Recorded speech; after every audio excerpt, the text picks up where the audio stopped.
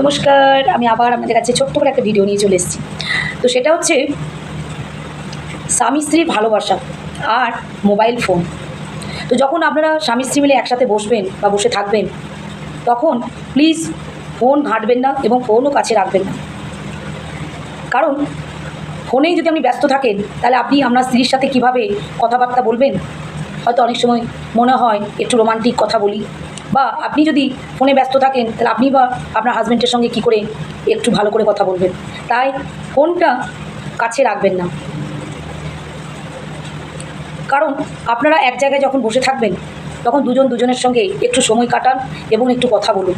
দেখবেন ভালোবাসাটা অনেক গভীর হবে এবং অনেক বৃদ্ধি পাবে। আর হাজারো স্বামী স্ত্রীর মধ্যে বা দাম্পত্য জীবনে কলহ চলছে বা হচ্ছে, সবটাই কিন্তু এই মোবাইলের জন্য। দেখবেন রাত্রেবেলাতে আপনার স্বামী হয়তো একটা ফোন নিয়ে ওই দিকে ঘুরে শুয়ে পড়লো, আর আপনিও একটা ফোন নিয়ে এইদিকে শুয়ে পড়লেন। তাহলে কি হচ্ছে না, স্বামী স্ত্রীর মধ্যে টান, মায়া, ভালোবাসা অনেকটা দূরে চলে যাচ্ছে এবং আপনাদের মধ্যে অনেক দূরত্ব বেড়ে যাচ্ছে। তাই মোবাইল ফোনের জন্য নিজেদের ভালোবাসাটা কোনোভাবেই নষ্ট করবেন না। আজকে এটুকুই। ভালো থাকবেন, সুস্থ থাকবেন। আমি আবার পরের ভিডিও নিয়ে আপনাদের কাছে ফিরে আসছি। টাটা।